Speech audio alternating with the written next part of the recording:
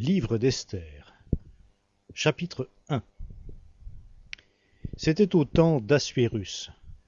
Cet Assuérus régnait de l'Inde à l'Éthiopie sur 127 provinces. En ce temps-là, le roi Assuérus s'installa sur le trône royal de Suse, la capitale. La 3e année de son règne, il présida un festin qu'il donnait à tous ses princes et ses serviteurs, à l'armée perse et mède, aux dignitaires et gouverneurs de province, montrant ainsi la glorieuse richesse de son règne et la rare magnificence de sa grandeur. Cela dura longtemps, 180 jours. À l'expiration de ces journées, le roi donna pendant 7 jours un festin en plein air dans le jardin du palais royal, à tout le peuple qui se trouvait à Suse, la capitale, du plus grand au plus petit. Des tissus colorés de lin, de coton et de laine violette étaient tendus par des cordons blancs et pourpres, passés dans des anneaux d'argent, à des colonnes de marbre. Les divans étaient d'or et d'argent, sur un pavé de porphyre, de marbre, de nacre et de marbre noir. On servait à boire dans une grande variété de coupes d'or, et le vin du roi abondait avec une libéralité royale. On buvait selon un protocole sans contrainte. Le roi avait imposé à tous les intendants de sa maison de se conformer aux désirs de chacun. De son côté, la reine Vashti donna un festin pour les femmes dans le palais royal du roi Assuérus. Le 7e jour, dans l'euphorie du vin, le roi dit à Menouman, Biztha, Harbona, Bigtha, Abagtha, Zéthar et Carcas, les 7 eunuques du service du roi, de faire venir la reine Vashti en présence du roi, avec sa couronne royale, pour montrer sa beauté au peuple et aux princes, car elle était très belle. Mais la reine Vashti refusa de se rendre à l'ordre du roi, transmis par l'intermédiaire des eunuques. Le roi en conçut une grande indignation et fut enflammé de fureur. Le roi s'entretint avec les sages astrologues, car une affaire royale passait devant tous ceux qui avaient la connaissance du protocole et du droit, et qui l'approchaient. Carchéna, Chétar, Admatha, Tarsis, Mérès, Marséna, Mémoucan, les 7 princes mèdes et perses familiers du roi qui occupaient la première place dans le royaume. Quelle loi appliquer dans le cas de la reine Vashti qui n'a pas exécuté l'ordre du roi Assuérus, transmis par l'intermédiaire des eunuques? Mémoucan dit en présence du roi et des princes: la faute de la reine Vashti n'atteint pas seulement le roi, mais tous les princes et tous les peuples dans toutes les provinces du roi Assuérus. Car le refus de la reine viendra à la connaissance de toutes les femmes, qui regarderont leur mari avec dédain quand on racontera que le roi Assuérus avait ordonné de faire venir la reine Vashti en sa présence et qu'elle n'est pas venue. Maintenant, les princesses perses et mèdes qui auront appris le refus de la reine tiendront le même langage à tous les princes royaux. Cela suffit pour qu'il y ait du mépris et de l'indignation. S'il plaît au roi, on proclamera la déclaration royale immuable consignée dans les lois de Perse et de Médie, que Vashti ne paraîtra plus devant le roi Assuérus, et que le roi donnera sa dignité royale à celle de ses compagnes, qui vaudra mieux qu'elle. Quand on sera informé de cet édit si important, promulgué par le roi pour tout son royaume, toutes les femmes auront du respect pour leur mari, du plus grand au plus petit. Cette déclaration plut au roi et aux princes, et le roi agit selon ce qu'avait dit Mémoucan. Il envoya des lettres dans toutes les provinces royales, à chaque province dans son écriture, et à chaque peuple dans sa langue, pour que tout homme soit maître en sa maison, et qu'il parle sa langue maternelle.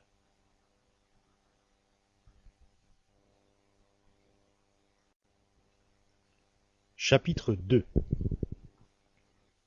Après ces événements, la fureur du roi Assuérus s'apaisa. Il se souvint de Vashti, de ce qu'elle avait fait et de la décision qui avait été prise à son sujet. Les jeunes gens qui servaient le roi dirent qu'on recherche pour le roi de jeunes vierges d'une grande beauté, que le roi donne à des chargés de mission dans toutes les provinces de son royaume la charge de rassembler tout ce qu'il y a comme jeunes et belles vierges dans le harem de Suse, la capitale, aux soins de Égée, eunuque du roi et gardien des femmes, et qu'on leur donne des cosmétiques. La jeune fille qui plaira au roi régnera à la place de Vashti. Cette proposition plut au roi, et ainsi fut fait. Il y avait à Suse, la capitale, un juif du nom de Mardochée, fils de Yaïr, fils de Shimei, fils de Kish, benjaminite. Il avait été déporté de Jérusalem avec ceux des déportés qui avaient été emmenés avec Jéconia, roi de Juda, par Nebuchadnezzar, roi de Babylone. Or, il était le tuteur de Hadassa, c'est-à-dire Esther, fille de son oncle. Elle n'avait plus, en effet, ni père ni mère, et cette jeune fille était d'une très grande beauté. À la mort de son père et de sa mère, Mardochée l'avait adoptée. Lorsqu'on eut publié l'ordre et l'édit du roi, de nombreuses jeunes filles furent rassemblées à Suse, la capitale, aux soins de Hégaï. On emmena ainsi Esther dans le palais royal, aux soins de Hégaï, gardien des femmes. La jeune fille lui plut et gagna sa bienveillance. Il lui donna avec empressement les cosmétiques et les rations qui lui revenaient, ainsi que les 7 jeunes servantes de la maison royale qu'on avait prévu de lui donner. Et il la fait passer, avec ses jeunes servantes, à la meilleure place du harem. Esther ne fit connaître ni son peuple, ni son origine, car Mardochée lui avait défendu de les faire connaître. Chaque jour, Mardochée arpentait les abords du harem pour savoir comment se portait Esther et comment on la traitait. Le tour de chacune des jeunes filles d'aller vers le roi Assuérus arrivait au bout de 12 mois, qui lui étaient assignés suivant le protocole des femmes, car la période de leurs apprêts était ainsi remplie, 6 mois avec de l'huile de myrrhe et 6 mois avec des aromates et des cosmétiques de femmes. Lorsque la jeune fille allait chez le roi, tout ce qu'elle demandait lui était donné pour qu'elle l'emporte avec elle du harem au palais royal. Le soir, elle y allait. Le matin, elle rentrait dans un second harem aux soins de Shashgaz, eunuque du roi, gardien des concubines. Elle ne revenait plus chez le roi, à moins que le roi n'ait envie d'elle et ne l'appelle par son nom. Quand son tour d'aller chez le roi fut arrivé, Esther, fille d'Abishai, oncle de Mardochée, qui l'avait adoptée, ne réclama rien de plus que ce qui lui était proposé par Hégaï, eunuque du roi et gardien des femmes. Esther était considérée avec faveur par tout le monde. On vint prendre Esther pour l'amener chez le roi Assuérus, au palais royal, le 10e mois, qui est le mois de Tébet, la 7e année de son règne. Le roi aima Esther plus que toutes les autres femmes, et elle gagna sa faveur et sa bienveillance plus que toutes les autres vierges. Alors il mit sur sa tête la couronne royale et la fit régner à la place de Vashti. Le roi donna un grand festin à tous ses princes et ses serviteurs, le festin d'Esther. Il ordonna une trêve dans les provinces et fit des largesses avec une libéralité royale. Quand on assembla les vierges pour la seconde fois, Mardochée avait une place à la conciergerie royale. Esther ne faisait toujours pas connaître son origine ni son peuple, comme le lui avait ordonné Mardochée. Esther exécutait les ordres de Mardochée comme lorsqu'elle était sous sa tutelle. À cette époque, alors que Mardochée était en place à la conciergerie royale, deux eunuques du roi de la garde du seuil, Bigtan et Térec, dans un accès de rage, entreprirent de porter la main sur le roi Assuérus. La chose vint à la connaissance de Mardochée, qui la fit connaître à la reine Esther. Esther le dit au roi au nom de Mardochée. On entreprit une enquête qui aboutit. On pendit les deux eunuques à une potence. Ceci fut enregistré dans les chroniques en présence du roi.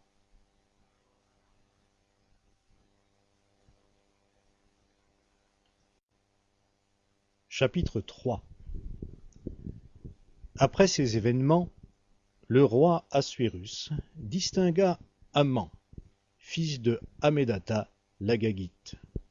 Il l'éleva en dignité et plaça son siège au-dessus de tous les princes de son rang.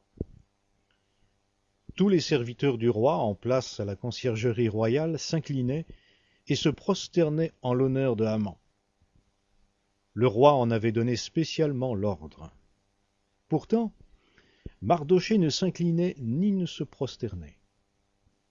Les serviteurs du roi en place à la conciergerie royale dirent à Mardochée: « Pourquoi passes-tu outre à l'ordre du roi ?»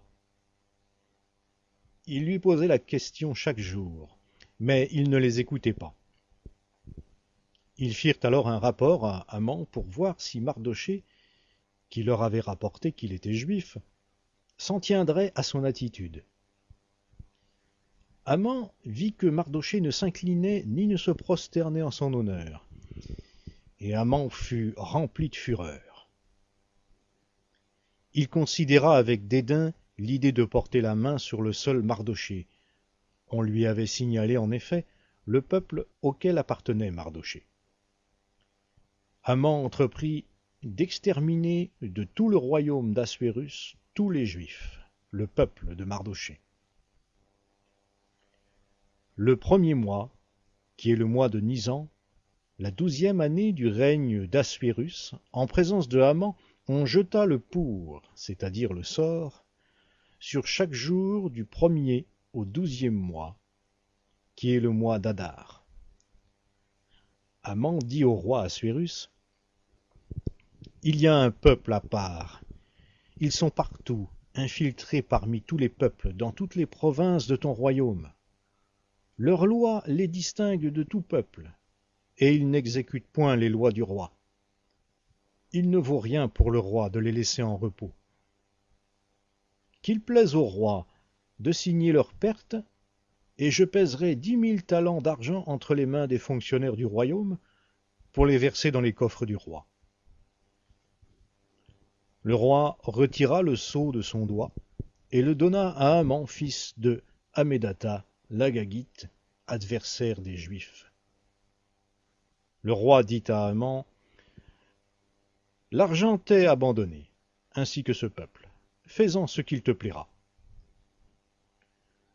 On convoqua les scribes royaux le 3e jour du premier mois, et l'on transcrivit tous les ordres de Haman à l'intention des satrapes du roi, des gouverneurs de chaque province et des princes de chaque peuple, à chaque province dans son écriture, à chaque peuple dans sa langue.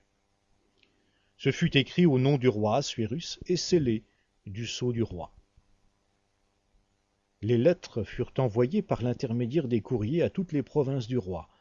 On devait exterminer, tuer et faire périr tous les Juifs, du jeune garçon au vieillard, les enfants comme les femmes, en un seul jour, le 13 du 12e mois, qui est le mois d'Adar.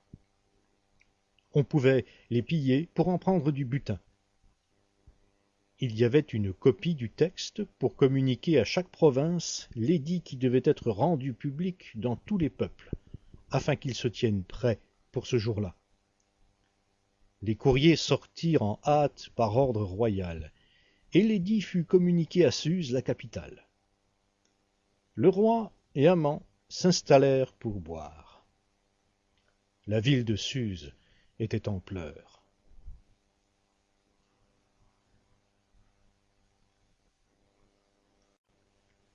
Chapitre 4. Lorsque Mardochée eut connaissance de tout ce qui se faisait, il déchira ses vêtements et prit le sac et la cendre pour aller dans la ville. Il poussait de grands cris amers. Il parvint ainsi vis-à-vis de la conciergerie royale, car il était impossible de pénétrer dans la conciergerie royale habillé d'un sac. Dans chaque province, partout où parvenaient l'ordre et l'édit du roi, il y eut un grand deuil chez les Juifs. Ils jeûnaient, pleuraient et se lamentaient. Beaucoup se couchaient sur le sac et la cendre. Les jeunes servantes d'Esther et ses eunuques vinrent le lui rapporter, et la reine en fut toute bouleversée.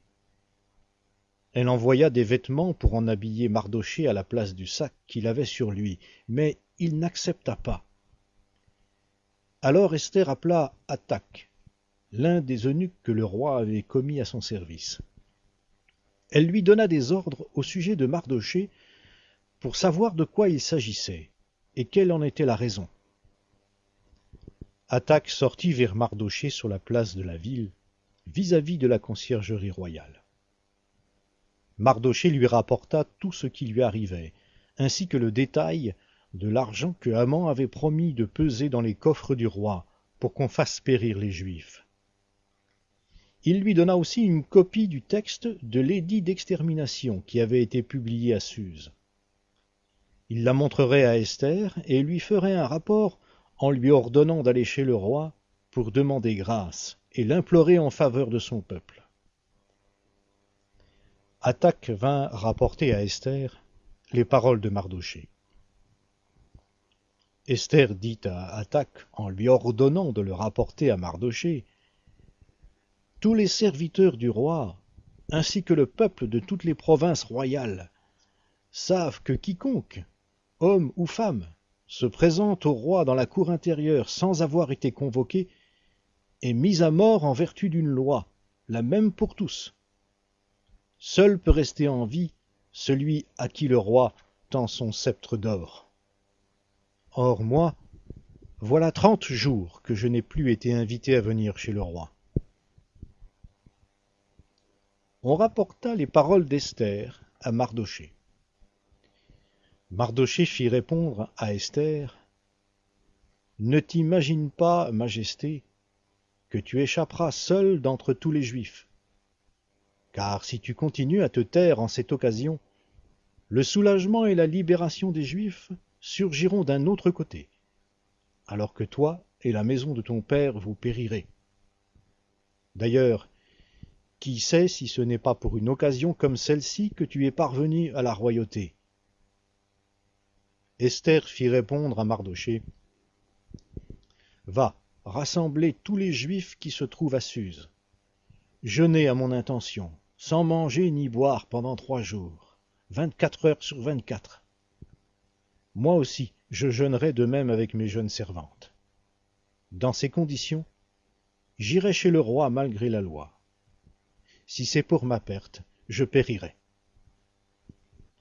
Mardochée s'en alla pour faire tout ce qu'Esther lui avait ordonné.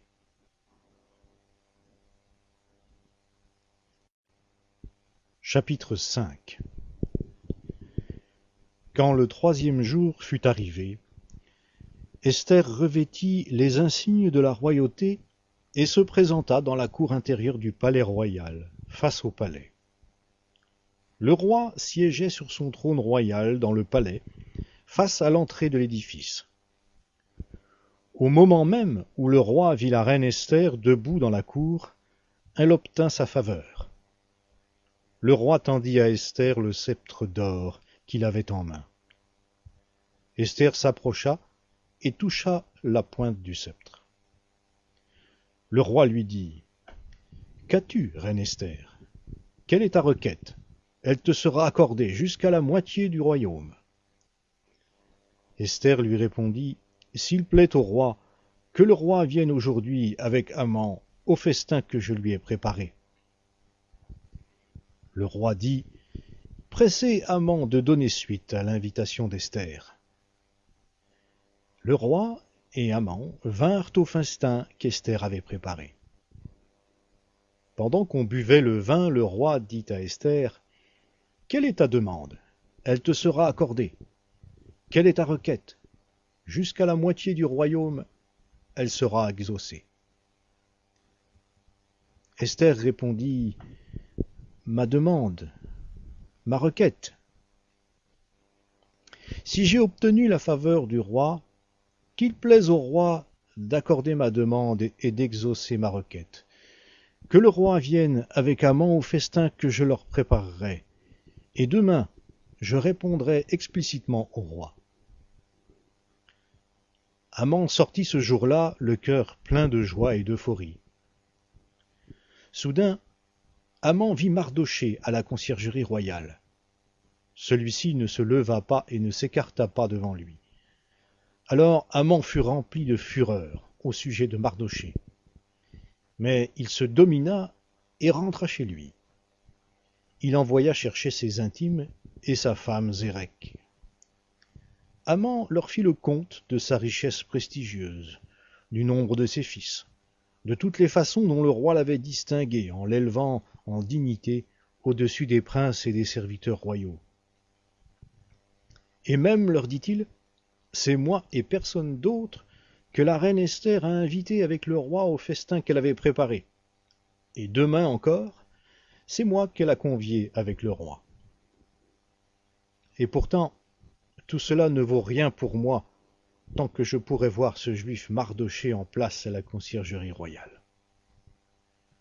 Sa femme Zérech et tous ses intimes lui dirent: « Qu'on dresse donc une potence, haute de 50 coudées, et demain matin tu diras au roi qu'on y pende Mardochée. Tu peux donc aller joyeux au festin avec le roi. » La chose plut à Haman. Il dressa la potence.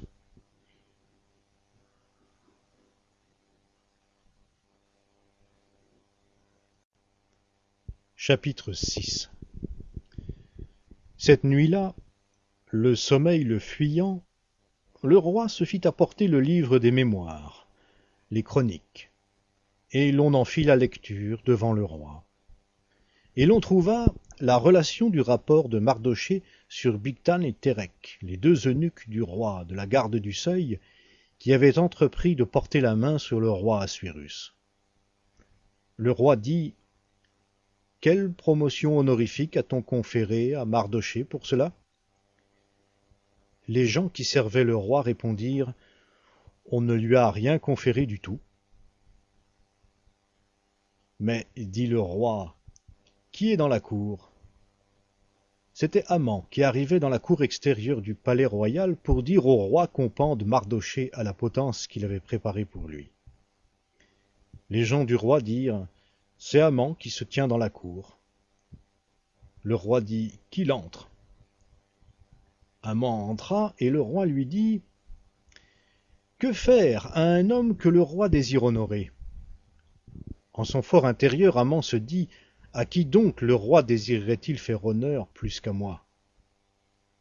Haman dit au roi: « Un homme que le roi désire honorer. Qu'on prenne un manteau royal dont le roi s'est vêtu, et un cheval que le roi a monté, et sur la tête duquel une couronne royale a été posée. Qu'on fasse donc du manteau ainsi que du cheval tenu par quelqu'un des ministres du roi, un dignitaire. Qu'on revête cet homme, que le roi désire honorer, qu'on le conduise à cheval sur la place de la ville et qu'on proclame devant lui: voilà ce qu'on fait à l'homme que le roi désire honorer. » Le roi répondit à Haman: « Vite, prends le manteau et le cheval, comme tu l'as si bien dit, et agis ainsi en faveur du juif Mardochée, celui qui est assis à la conciergerie royale. Ne néglige aucun détail de tout ce que tu as exposé. » Haman prit le manteau et le cheval, et revêtit Mardochée, le promena à cheval sur la place de la ville et proclama devant lui: « Voilà ce qu'on fait à un homme que le roi désire honorer. » Puis Mardochée retourna à la conciergerie royale, tandis que Haman se hâtait de rentrer chez lui, le cœur en deuil et la tête voilée. Haman raconta à Zérech sa femme et à tous ses intimes ce qui lui était arrivé. Ses conseillers et Zérech sa femme lui dirent: « S'il est de la race juive, ce Mardochée devant qui tu as commencé de déchoir, tu ne tiendras pas devant lui. Ta déchéance sera totale devant lui. » Ils lui parlaient encore lorsqu'arrivèrent les eunuques du roi. Ils s'empressèrent d'emmener Haman au festin qu'Esther avait préparé.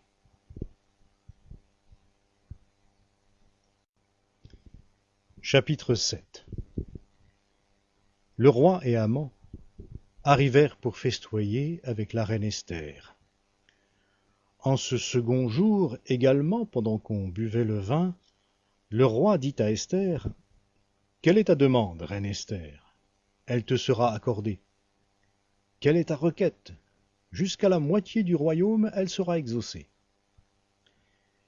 La reine Esther répondit: « Si j'ai obtenu ta faveur au roi, et s'il plaît au roi, voici ma demande. Avoir la vie sauve. Voici ma requête, la vie de mon peuple. Car nous avons été vendus, moi et mon peuple, pour être exterminés, tués, massacrés. Encore, si nous avions été vendus, hommes et femmes, comme esclaves, j'aurais gardé le silence. Mais l'adversaire ne mesure point le dommage causé au roi. » Le roi Assuérus prit la parole et dit à la reine Esther: « Qui est-il?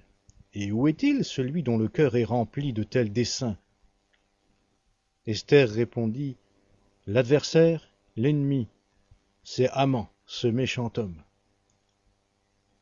Alors Haman s'effondra en présence du roi et de la reine. Le roi, en fureur, quitta précipitamment le festin pour aller dans le jardin du palais.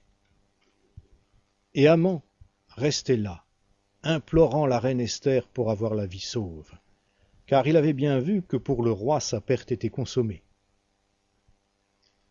Le roi repassait du jardin du palais à la salle du festin au moment où Haman s'affalait sur le divan sur lequel Esther était allongée. Le roi s'écria: « Et en plus, on fait violence à la reine en ma présence dans cette maison. » Cette parole à peine sortie de la bouche du roi, on voit là le visage de Haman. Harbona, l'un des eunuques, dit en présence du roi: « Il y a justement la potence que Haman a dressée dans sa maison pour Mardochée, lequel a parlé pour l'avantage du roi. Elle a 50 coudées de haut. » Le roi dit: « Qu'on l'y pende. » On pendit Haman à la potence qu'il avait préparée pour Mardochée. Alors la fureur du roi s'apaisa.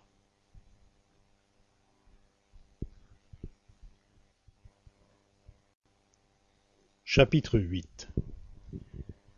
Ce même jour, le roi Assuérus fit don à la reine Esther de la maison de Haman, adversaire des Juifs. Et Mardochée se présenta devant le roi, car Esther avait révélé ce qu'il était pour elle. Alors le roi retira le sceau qu'il avait repris à Haman et le donna à Mardochée. De même, Esther plaça Mardochée à la tête de la maison de Haman. Esther ne s'en tint pas là, et reprit la parole devant le roi en tombant à ses pieds. Elle pleura, elle éveilla sa pitié pour qu'il détourne la méchanceté de Haman l'Agagite et le projet qu'il avait conçu contre les Juifs. Le roi tendit le sceptre d'or à Esther. Alors Esther se releva et se tint devant le roi.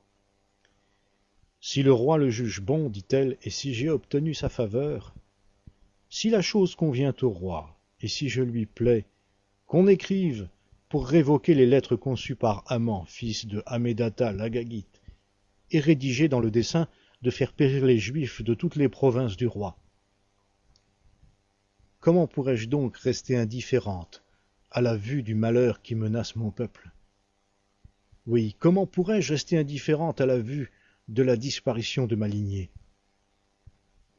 Le roi Assuérus dit à la reine Esther et au juif Mardochée: « Voici que j'ai donné à Esther la maison de Haman, et lui, on l'a pendu à la potence pour avoir porté la main sur les Juifs. Vous maintenant, Écrivez au nom du roi ce qui vous paraîtra le plus favorable aux Juifs, et scellez-le du sceau royal. Car un texte écrit au nom du roi et scellé du sceau royal est irrévocable. On convoqua les secrétaires royaux ce même jour, qui était le 23e du 3e mois, qui est le mois de Sivan.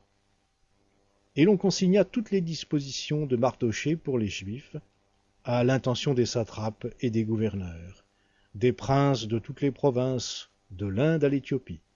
127 provinces, à chaque province dans son écriture, à chaque peuple dans sa langue, aux Juifs en particulier, dans leur écriture et dans leur langue. On écrivit les lettres au nom du roi Assuérus, on les scella du sceau royal, et on les envoya par l'intermédiaire des courriers à cheval, montant des pur-sang à Actran sélectionnés.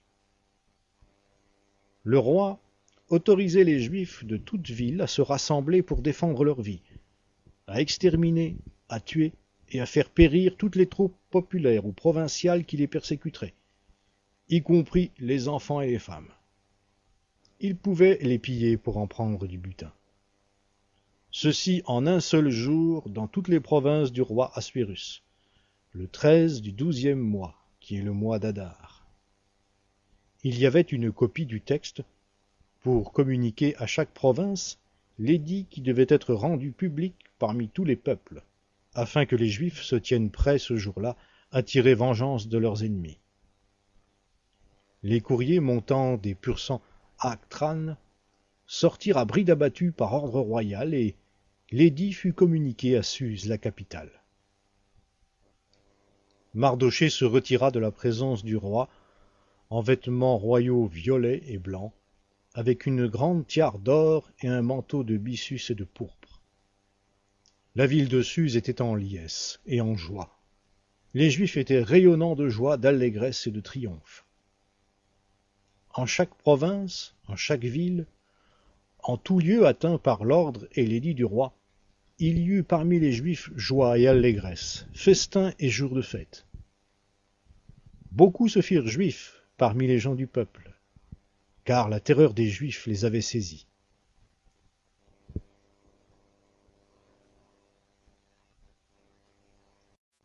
Chapitre 9. Le 12e mois, qui est le mois d'Adar, le 13e jour du mois, quand l'ordre et l'édit du roi devaient entrer en vigueur, le jour où les ennemis des Juifs espéraient se rendre maîtres d'eux, par un retournement de situation, ce furent les Juifs qui se rendirent maîtres de leurs adversaires. Dans les villes de toutes les provinces du roi Assuérus, les Juifs se rassemblèrent pour s'en prendre à ceux qui cherchaient leur malheur. Personne ne put tenir devant eux, car la terreur des Juifs les avait saisis. Tous les princes des provinces, les satrapes, les gouverneurs et les fonctionnaires royaux soutinrent les Juifs, car la terreur de Mardochée les avait saisis. En effet, Mardochée était devenu un grand du palais. Sa renommée se répandait dans toutes les provinces, et l'importance de la personne de Mardochée grandissait. Ainsi, les Juifs frappèrent tous leurs ennemis à coups d'épée. Ils les tuèrent et les firent périr, et ils traitèrent leurs adversaires à leur gré.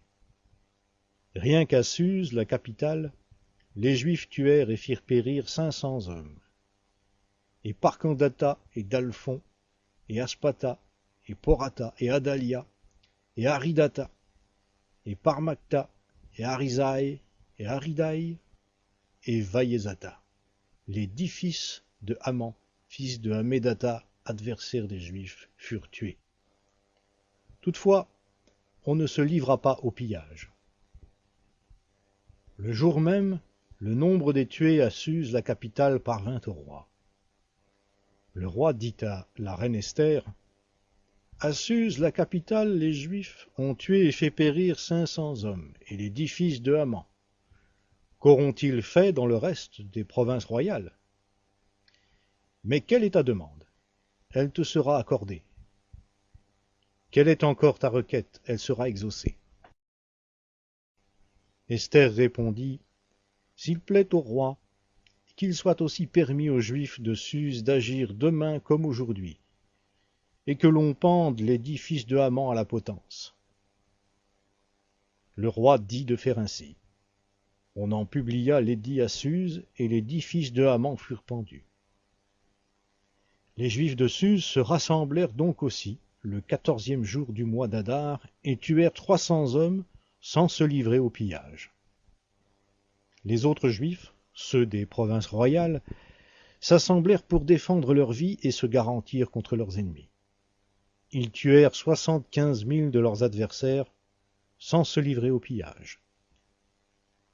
Le 13e jour du mois d'Adar, en repos le 14, ils en firent un jour de festin et de joie. Quant aux Juifs de Suse, ils se rassemblèrent le 13 et le 14. En repos le 15, ils en firent un jour de festin et de joie. C'est pourquoi les Juifs pérazes, ceux qui habitent des villes ouvertes, font du 14e jour du mois d'Adar un jour de joie, de festin et de fête, où chacun envoie des cadeaux à son voisin. Mardochée écrivit ces choses dans des lettres qu'il envoya à tous les Juifs de toutes les provinces du roi Assuérus, au près et au loin, pour qu'ils observent l'institution du 14e jour du mois d'Adar, ainsi que du 15e d'année en année. À l'exemple de ces journées où les Juifs s'étaient garantis contre leurs ennemis en ce mois où leur chagrin s'était changé en joie et leur deuil en fête, ils devaient en faire des jours de festin et de joie, où chacun envoie des cadeaux à son voisin et des dons aux pauvres. Les Juifs firent une tradition de leur célébration initiale et des consignes de Mardochée. Car Haman, fils de Hammédatha l'Agagite, adversaire de tous les Juifs, avait projeté de faire périr les Juifs. Il avait jeté le pour, c'est-à-dire le sort, pour les tourmenter et les faire périr. Mais lorsqu'Esther se présenta devant le roi, celui-ci ordonna par écrit que le mal qu'il avait projeté contre les Juifs retombe sur sa tête, et qu'on le pende à la potence ainsi que ses fils. C'est pourquoi on a appelé ces jours-là Pourim, d'après le mot pour.